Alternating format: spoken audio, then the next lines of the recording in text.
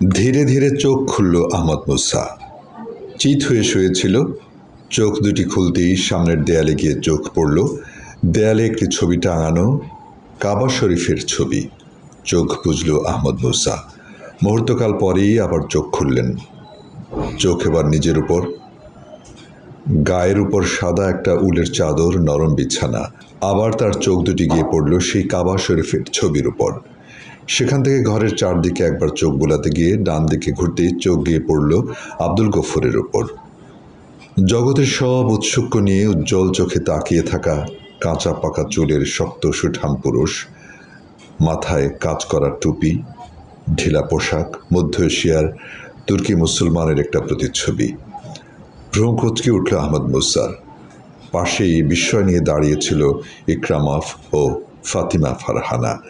আহমদ মুসার চোখ তাদের উপর দিয়ে ঘুরে এলো। ফাতিমা ফারহানার উপর চোখ পড়তেই চোখ নামিয়ে নিল আহমদ মুসা। চোখ ঘুরে আবার গিয়ে পড়ল আব্দুল গফুরের উপর। আসসালামু আলাইকুম রহমতুল্লাহ। প্রথমে মুখ খুলল আহমদ মুসা। ওয়ালাইকুম আসসালাম, জবাব দিলেন আব্দুল গফুর। আবার ঘরের চারদিকে চোখ বুলিয়ে নিল আহমদ মুসা। গ্রামের একটা কুটির বই নয়, কাঁচা দেয়াল, কাঁচা মেঝে। ওই তো দরজা দিয়ে বালু পাথরের কাঁচা উঠান দেখা যাচ্ছে, কিন্তু তাকে তো বাক্সিপুরে বিমানে করে তাশখন্দ আনা হচ্ছিল। আহমদ মুসা উঠে বসতে যাচ্ছিল। ইকরামাফ তড়িৎ এসে আহমদ মুসাকে উঠে বসতে সাহায্য করল। আহমদ মুসা উঠে বসে তার দিকে চেয়ে বলল, শুক্রিয়া আল্লাহর। ধন্যবাদ, বলল ইকরামাফ। আহমদ মুসা আব্দুল গফুরের দিকে চাইল, তারপর চোখ দুটি নিচে নামিয়ে বলল, আমি কোথায়? আপনারা কে? আমি কেমন করে এখানে এলাম? এটা তাজিকিস্তানের একটি পাহাড়ি গ্রাম, বললেন আব্দুল গফুর। তাজিকিস্তান? একরাশ বিস্ময় ঝরে পড়ল আহমদ মুসার কণ্ঠে। তার চোখ দুটি বুজে এলো, মুখটিও তার যেন রক্তিমাভ হয়ে উঠল, ঠোঁটেও কেমন যেন একটা কাঁপন। চোখ দুটি খুলল সে। হঠাৎ দুফোঁটা অশ্রু গড়িয়ে পড়ল তার দুগণ্ড বেয়ে। তাড়াতাড়ি মুছে নিয়ে বলল, মাফ করবেন, আমি অভিভূত হয়ে পড়েছি। কি করে এলাম এখানে? নদীতে একটা বাক্স আমরা পেয়েছি, বললেন আব্দুল গফুর। নদীতে বাক্স?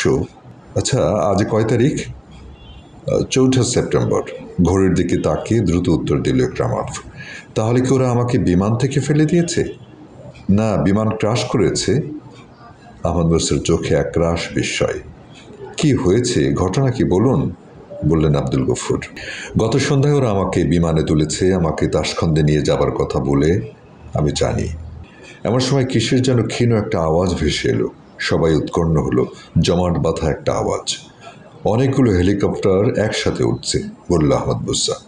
সবাই আহমদ মুসার দিকে তাকালো। কিসের আওয়াজ তারা এখনো তা ধরতে পারেনি। ইকরামাফ দৌড়ে বেরিয়ে গেল। কিছুক্ষণ পর ফিরে এসে বলল, কিছুই দেখা যায় না, ততক্ষণে শব্দও মিলিয়ে গেছে। হেলিকপ্টারের শব্দ আপনি কি করে বুঝলেন? প্রশ্ন করল ইকরামাফ। আমার কান ভুল না শুনলে ওই শব্দ হেলিকপ্টারেরই। শুয়ে পড়তে পড়তে বলল আহমদ মুসা। মাথাটা তার বেদনায় ছিঁড়ে যাচ্ছে। আপনার পরিচয় কি? কে আপনি? প্রবল উৎসুক ঝরে পড়ল ইকরামাফের কণ্ঠে। আহমদ মুসা কথা বলার আগে কথা বলে উঠলেন আব্দুল গফুর। বললেন, থাক ইকরামাফ, এই প্রশ্ন এখন থাক। উনি অসুস্থ বলে আহমদ মুসার কাছে সরে এসে নরম গলায় বললেন, অসুস্থ বোধ করছেন? আহমদ মুসা আব্দুল গফুরের দিকে মাথা ঘুরিয়ে বলল, আপনাদের পরিচয় জানি না, কিন্তু আপনি আমার পিতার বয়সের। আপনি বলে সম্বোধন করে আমাকে প্লিজ লজ্জা দেবেন না। চমকে উঠলেন বৃদ্ধ আব্দুল গফুর। একটি মুখ তার চোখে ভেসে উঠল। সেই হারানো বড় ছেলে, ঠিক এই বয়সেরই ছিল। ঠিক এমনই ছিল তার সুঠাম শরীর। আনমনা হয়ে পড়লেন তিনি। কষ্ট দিলাম আপনাকে? বলল আহমদ মুসা। না বাবা, হঠাৎ মুখ থেকে বেরিয়ে এলো বৃদ্ধের। তারপর নিজেকে সামলে নিয়ে বললেন, বলছিলাম তুমি অসুস্থ বোধ করছো কিনা? না, তেমন কিছু নয়, মাথায় ব্যথা, গায়ে কিছু ব্যথা বোধ হচ্ছে। আব্দুল গফুর ফাতেমা ফারহানার দিকে ফিরে বললেন, দেখো গরম পানি হয়েছে কিনা, হলে দিয়ে যেতে বলো, একটু গরম দুধও আনতে বলো। হঠাৎ আবার সেই শব্দ ভেসে এলো, এবার আরও স্পষ্ট। ইকরামাফ ছুটে বেরিয়ে গেল আবার। বৃদ্ধ আব্দুল গফুর উঠানে গিয়ে দাঁড়ালেন। অল্পক্ষণ পর ফিরে এলো সবাই। আহমদ মুসা ইকরামাভের দিকে তাকালো। ইকরামাভই কথা বলল প্রথম। বলল, 4টি হেলিকপ্টার এসে আবার চলে গেল। চোখ দুটি বন্ধ হয়ে এলো আহমদ মুসার। পরিষ্কার এখন তার কাছে বিমান বিধ্বস্ত হয়েছে। অজান্তেই শিউরে উঠল সে। বিধ্বস্ত বিমান থেকে তাহলে তাকে বহনকারী বাক্স নদীতে এসে পড়েছে। আল্লাহ তাকে রক্ষা করেছেন। সে শুকরিয়া জ্ঞাপন করল আল্লাহর দরবারে। সবাই তাকিয়েছিল আহমদ মুসার দিকে। সবাই বুঝছে, ভাবছে আহমদ মুসা কিছু বলবেন তিনি। আহমদ মুসা চোখ খুলল, বলল, অ্যারাফ্লোতের একটি বিমান বিধ্বস্ত হয়েছে আশেপাশে কোথাও। একটু থামলো আহমদ মুসা। আব্দুল গফুর, ইকরামাভ ও ফাতিমা ফারহানা সবার চোখেই উদ্বেগ ঝরে পড়ল। একটা বিষণ্ণতা এসে ছড়িয়ে পড়ল সবার চোখে মুখে। আহমদ মুসা আবার শুরু করলো, বুঝতে পারছি ওই বিমান থেকে আমাকে নিয়ে বাক্সটি ছিটকে পড়েছে নদীতে। আহ করে একটা অস্ফুট শব্দ তুলে দুহাতে মুখ ঢেকে বসে পড়ল ফাতেমা ফারহানা। আব্দুল গফুর ও ইকরামাভের চোখ ও বিস্ময় বিস্ফারিত। কেউ কোনো কথা বলতে পারল না। কথা বলল প্রথম আহমদ মুসাই। বলল, পাহাড়ে পড়লে কি হতো আল্লাহই জানেন। আল্লাহ যাকে রক্ষা করতে চান এভাবেই রক্ষা করেন। ঠিক বলেছ, আল্লাহর কুদরত বলা ছাড়া এর আর কোনো ব্যাখ্যা নেই, বললেন আব্দুল গফুর। এক চমৎকার কাহিনী হবে, বলল ইকরামাভ। ফাতিমা ফারহানার চোখ থেকে বিস্ময়ের ঘোর এখনো কাটেনি। এ সময় গরম পানি এলো। আব্দুল গফুর আহমদ মুসাকে বললেন, গরম পানি দিয়ে ভালো করে অজু করে নাও, নাস্তার পরে কথা বলবো। আহমদ মুসা কথা শেষ করলো। বলল, কিভাবে কারকভে বন্দী হলো, কিভাবে বোম্বাইয়ে আনা হলো, তার সঙ্গে তাকে চালান দেওয়া হচ্ছে কিভাবে, তার সব কিছুই কারকভের বৃদ্ধের কাছে জানালো। আব্দুল গফুর, ইকরামাভ ও ফাতেমা ফারহানা উদ্গ্রীব হয়ে শুনছিল তার কথা। আহমদ মুসার কথা শেষ হলে কথা বলে উঠল ইকরামাভ। বলল, কিন্তু বিশ্ব রেড সংস্থা এর সাথে আপনার শত্রুতা কিসের? আপনি কে তা তো বললেন না। ম্লান একটা হাসি খেলে গেল আহমদ মুসার ঠোঁটে। চাইল ইকরামাভের দিকে। শুয়ে শুয়ে কথা বলছিল আহমদ মুসা। উঠে বসলো ধীরে ধীরে। আব্দুল গফুর, ইকরামাভ ও ফাতেমা ফারহানার 3 জোড়া উৎসুক চোখ আহমদ মুসার উপর নিবদ্ধ, যেন সবাই জানতে চায় এই প্রশ্নের উত্তর। আহমদ মুসা ধীরে ধীরে মুখ খুলল। তার শূন্য দৃষ্টি জানালা দিয়ে বাইরে নিবদ্ধ, যেন অতীতের কোনো অতলে হারিয়ে গেছে। বলল, কমিউনিস্টদের বিশ্ব রেড সংস্থা এর সাথে কোনো শত্রুতা আমার নেই। আমি এ সরকারের কোনো ক্ষতি করিনি। আমার অপরাধ একটাই, আমি আমার মুসলিম জাতিকে জীবনের জীবন কাঠির পরশে ঘুম থেকে জাগাতে চেয়েছি, পরাধীনতার শৃঙ্খল থেকে তাদের মুক্ত করতে চেয়েছি। হৃদয়ের কোনো তলদেশ থেকে কথাগুলো বেরিয়ে এলো। আবেগ ও মমতায় মাখানো শেষের কথাগুলো বড্ড ভারী শোনালো। 3 জনই কিছুক্ষণ নীরব। ইকরামাভি আবার নীরবতা ভাঙল। বলল, আপনার পরিচয় কি, দেশ কোথায়, বলবেন কি ভাই? আহমদ মুসা আবার চাইল ইকরামাভের দিকে। ঠোঁটে আবার সেই ম্লান হাসি। বলল, আমার দেশ কোথায়? এ প্রশ্ন উত্তর কোনোদিন আমি ভেবে দেখিনি মিস্টার ইকরামাভ। একটু থামল, তারপর বলল, কোন দেশকে আমার দেশ বলবো? আমার কোনো দেশ নেই, গোটা মুসলিম বিশ্বই আমার ঘর। আব্দুল গফুর ও ফাতেমা ফারহানার চোখে বিস্ময়, ইকরামাভের চোখে তীক্ষ্ণ কৌতূহল। কিন্তু কথা শেষ না করেই থেমে গেল ইকরামাভ। আহমদ মুসা বলল, বিশ্বাস করার মতো নয় অবশ্যই, কিন্তু আমার জন্য এটাই বাস্তবতা। জন্ম আমার সিংকিয়াংয়ে, তারপর একদিন উদ্বাস্তু হয়ে ছিটকে পড়েছি বাইরে। থামল আহমদ মুসা। ফাতেমা ফারহানার মুখটি নিচু, ইকরামাভের চোখে আরও অনেক জিজ্ঞাসা। আর বৃদ্ধ আব্দুল গফুরের বুকটি তোলপাড় করছে। ফেলে আসা অতীতটা ভেসে উঠছে তার চোখে। সব হারানো পাহাড় পর্বত, অভিমুখী উদ্বাস্তুর সারি চোখ বুঝলেই দেখতে পান তিনি। অনেকেই তো সীমান্ত ডিঙিয়ে চলে গেছে আফগানিস্তান, ইরাক, তুরস্ক ও ভারত উপমহাদেশে। তার ছেলে আল্লাহ বক্স কোথায়? সে বেঁচে থাকলে সেও তো এখনও এমনই ঠিকানাহীন উদ্বাস্তু। বুকটি মোচড় দিয়ে উঠল বৃদ্ধের। চোখ তুলে তাকালেন আহমদ মুসার দিকে। এমন বয়সেই আল্লাহ বক্স হারিয়ে গেছে। এমন করে জাতির জন্যই সে ঘর ছেড়েছে, সব ছেড়েছে। আবার কথা বলল ইকরামাভ। বলল, সে থাক, এ বিষয়ে পরেও জানা যাবে। আপনার নাম কিন্তু এখনো জানতে পারিনি। এমন বয়সেই আল্লাহ বক্স হারিয়ে গেছে। এমনি করে জাতির জন্যই সে ঘর ছেড়েছে, সব ছেড়েছে। আবার কথা বলল ইকরামাভ। বলল, সে থাক, এ বিষয়ে পরেও জানা যাবে। আপনার নাম কিন্তু এখনো জানতে পারিনি। সবাই তাকালো আহমদ মুসার দিকে। মনে এই প্রশ্নটা সবারই। আহমদুসা তার নাম জানিয়ে দিল আহমদ মুসা। নামটা শুনে ফাতিমা ফারহানা কি যেন ভাবল। তার চোখে জিজ্ঞাসা জেগে উঠতে দেখা গেল। মুখটা কিঞ্চিত আরক্ত হলো তার। প্রথম কথা বলল সে, জিজ্ঞেস করলো, আপনি ফিলিস্তিনে ছিলেন? আহমদ মুসা তাকালো ফাতিমা ফারহানার দিকে। ফারহানার চোখে চোখ পড়ল, চোখ নামিয়ে নিল আহমদ মুসা। ছিলাম, বলল আহমদ মুসা। সাইমুমের সাথে আপনার সম্পর্ক কি ছিল? বিস্মিত চোখে চাইল আহমদ মুসা ফারহানার দিকে, বলল, ছিল। ফাতিমা ফারহানার চোখেও বিস্ময়, একটা চাঞ্চল্য তার চোখে মুখে। আবার প্রশ্ন করল ফাতেমা ফারহানাই, আপনি কি ফিলিস্তিন থেকে মিন্দানাও যান? হ্যাঁ, সংক্ষিপ্ত উত্তর দিল আহমদ মুসা। পিসিডার সাথে সেখানে আপনি কাজ করেছেন? জি হ্যাঁ। ফাতেমা ফারহানা অভিভূতের মতো তাকিয়েছিল আহমদ মুসার দিকে। তার চোখে যেন জগতের বিস্ময়। আহমদ মুসার বিস্ময়ের ঘোর তখনও কাটেনি। আপনি এসব জানেন কি করে? বলল আহমদ মুসা। ফাতেমা ফারহানা একবার ইকরামাবের দিকে চেয়ে বলল, সোভিয়েত ইউনিয়নে গোপন প্রচারিত সাইক্লোস্টাইল করা পত্রিকা এ সম্বন্ধে একটি নিবন্ধ আমি দেখেছি। ইকরামা ফাতেমার দিকে চেয়ে বলল, আমরা কিন্তু কিছুই বুঝলাম না ফারহানা।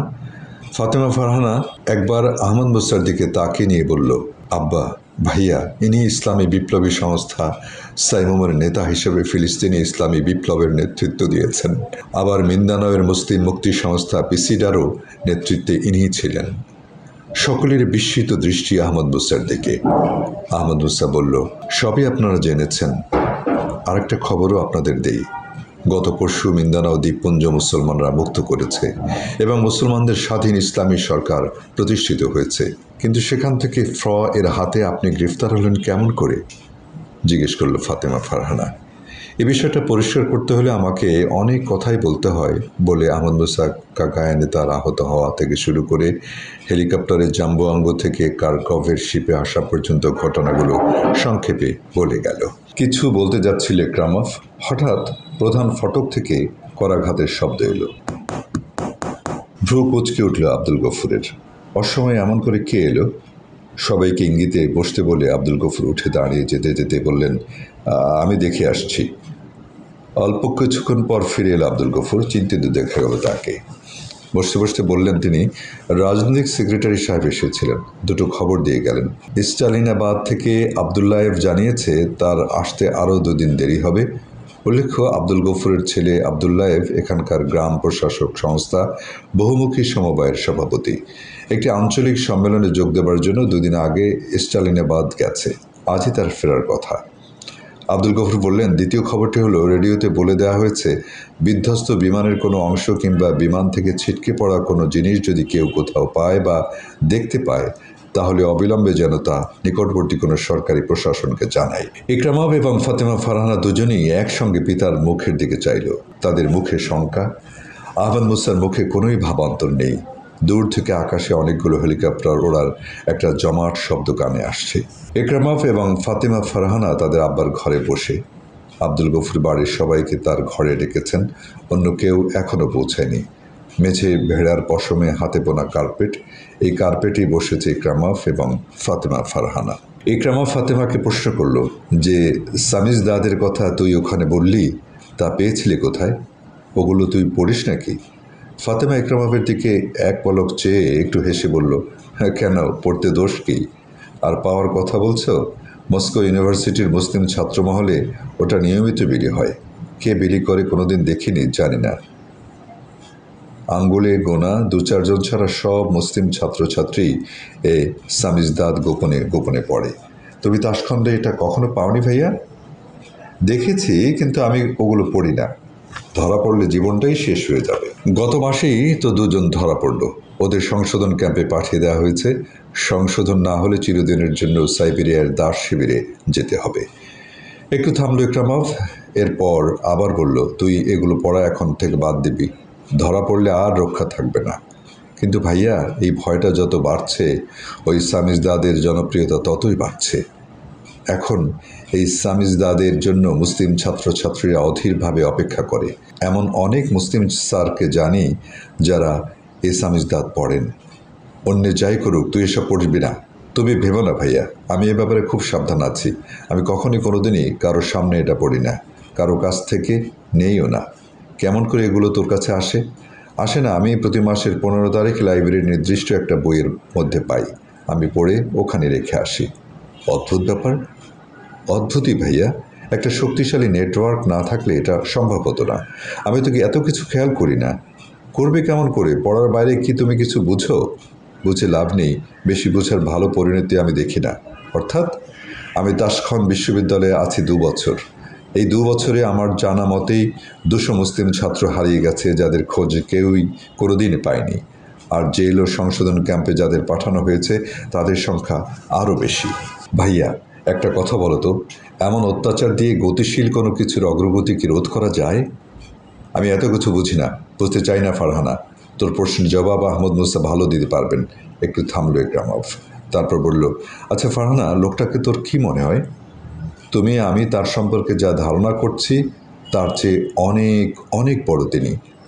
সামিজদাদ পত্রিকায় তাকে বিশ্ব মুসলিম মুক্তি সংগ্রামের নেতা হিসেবে অভিহিত করা হয়েছে। তিনি ফিলিস্তিন এবং মিন্দানাওয়ে যা করেছেন তাতে আমেরিকা এবং আমাদের সরকারের পিলে চমকে গেছে বলতে হবে। তার নার্ভটা দেখো। আব্বার বলা দ্বিতীয় খবরটা শুনে আমরা শঙ্কিত হয়েছিলাম, কিন্তু দেখেছো তো, আর চোখের পাতাটাও নড়েনি। এ সময় আব্দুল গফুর ঘরে ঢুকলেন। ইকরামা ও ফাতেমা ফারহানাকে দেখে বললেন, তোমরা এসেছো, বেশ, যাও তোমাদের মা আর ভাবিকে ডাকো। সবাই এসে প্রশস্ত মেঝের কার্পেটে আসন নিয়েছে। আব্দুল গফুর একটা তাকিয়ে হেলান দিয়ে বসেছেন, আর সবাই তার সামনে। সবার দিকে একবার চোখ ফুলিয়ে নিয়ে আব্দুল গফুর বললেন, আমাদের পিতামাতারা, পিতামহরা কোনো সমস্যা দেখা দিলে সিদ্ধান্ত নিতেন গোত্রের সবাইকে ডেকে পরামর্শ করে, কিন্তু এখন সেদিন নেই।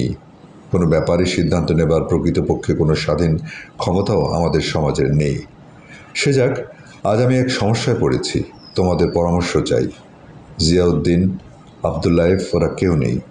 আবদুল্লায়েফ থাকলে খুব ভালো হতো, কিন্তু তার জন্য অপেক্ষা করার উপায় নেই। থামলেন আব্দুল গফুর, তারপর আবার শুরু করলেন, আকস্মিকভাবে আমরা একজন মেহমান পেয়েছি।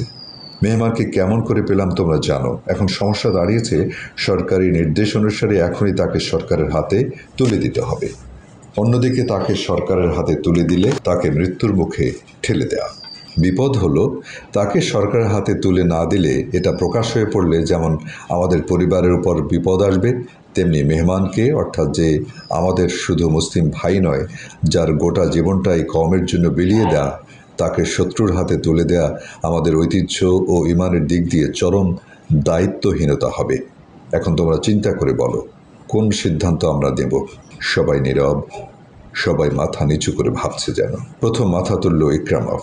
সবার দিকে একবার তাকিয়ে নিয়ে বলল, আব্বা, যদিও মেহমানের প্রতি আমাদের দায়িত্ব ও দুর্বলতা আছে, তবুও তাকে সরকারের হাতে তুলে দেয়াই সঙ্গত।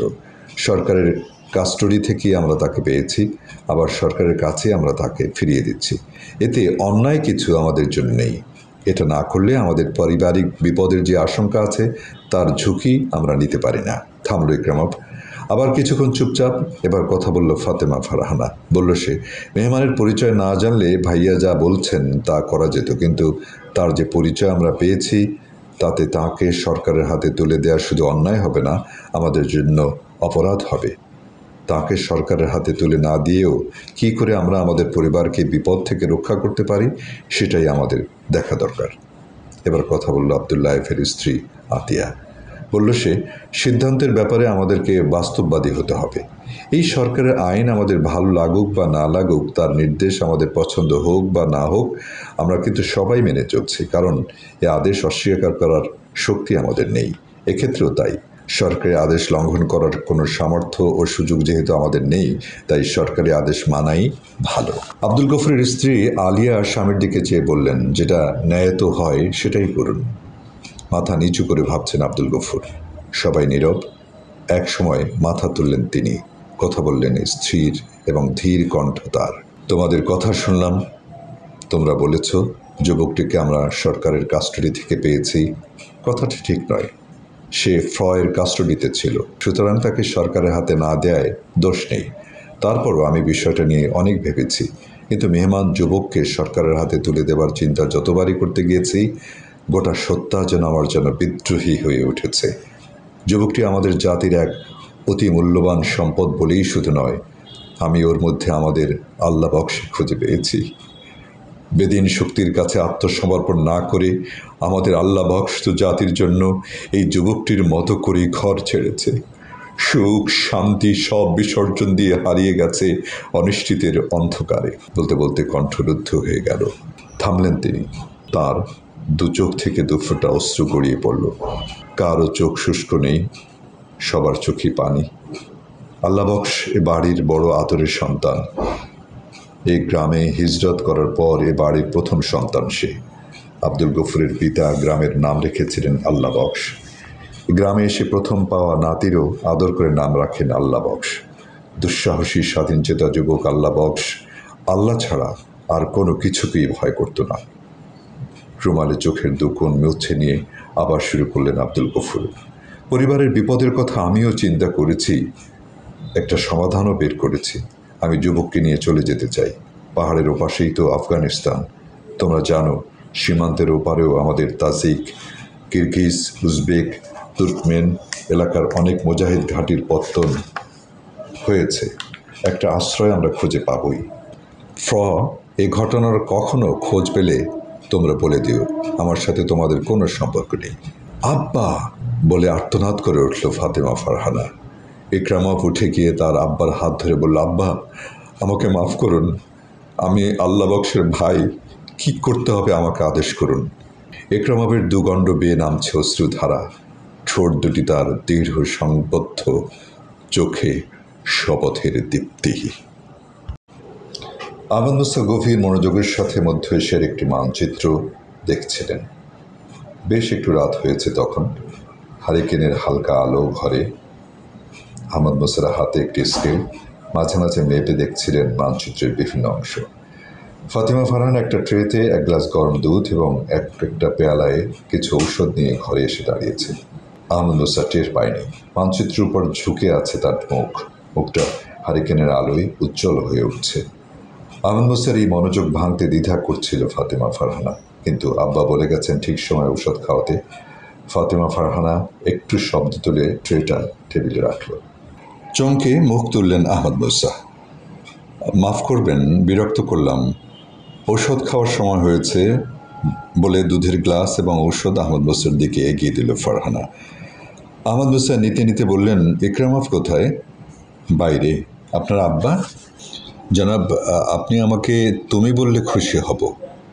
একটু থেমে ফারহানা বলল, কমিউনিটি অফিস থেকে আব্বাকে ডেকে পাঠিয়েছে, তিনি সেখানেই গেছেন। তারপর দুজনে চুপ। আহমদ মুসা ঔষধ খেয়ে নিলেন। আবার কথা বলল ফারহানা। বলল, মানচিত্র দেখিয়ে কি আপনি এই অঞ্চলটা চিনে নিতে পারবেন? যাতে পারি সেজন্য এই দূরত্ব সম্পর্কে নতুন করে জানতে চেষ্টা করছি। একটা প্রশ্ন করতে চাই। করো। আপনি তো ইচ্ছার বিরুদ্ধে এদেশে এসেছেন, কেমন বোধ করছেন? কে বলল আমি ইচ্ছার বিরুদ্ধে এসেছি? আপনি তো বন্দী হয়ে এদেশে এসেছেন। বন্দী হয়ে এসেছি বটে, কিন্তু হতে পারে তো তাদের দিয়ে আল্লাহ আমার মনের একান্ত আকাঙ্ক্ষাই পূরণ করেছেন। বুঝলাম না, আপনি কি তাহলে আপনার কর্মক্ষেত্র হিসেবে এদেশকে বেছে নিয়েছেন? গলাটা যেন একটু কেঁপে উঠল ফারহানার। ফাতেমা ফারহানার গোটা শরীরে শিহরণ খেলে গেল। তার স্মরণ হলো ফিলিস্তিনের কাহিনী, মিন্দানাওয়ের কাহিনী। সেই সাথে চোখের সামনে ভেসে উঠল অতুল শক্তিধর এখানকার কমিউনিস্ট বিশ্বরেড সংস্থা এর বিশাল বিভৎস চেহারা। অন্তর কেঁপে উঠল ফারহানার। তার মুখে কোনো কথা নেই। আহমদ মুসা বলল, ভয়ের কিছু নেই ফারহানা, প্রতিটি কান্নার একদিন শেষ আছে। অনেক বছর ধরে এখানে মুসলমানরা কাঁদছে, আর্তনাদ করছে এই পামির আমুদরিয়া, শির দরিয়ায় দেখবে তারই চোখের পানি। কান্নার ইতি হবে, হতেই হবে। নিরস্ত্র আফগানদের সাহস এবং সংগ্রাম আজ এরই শুভ বার্তা বয়ে এনেছে।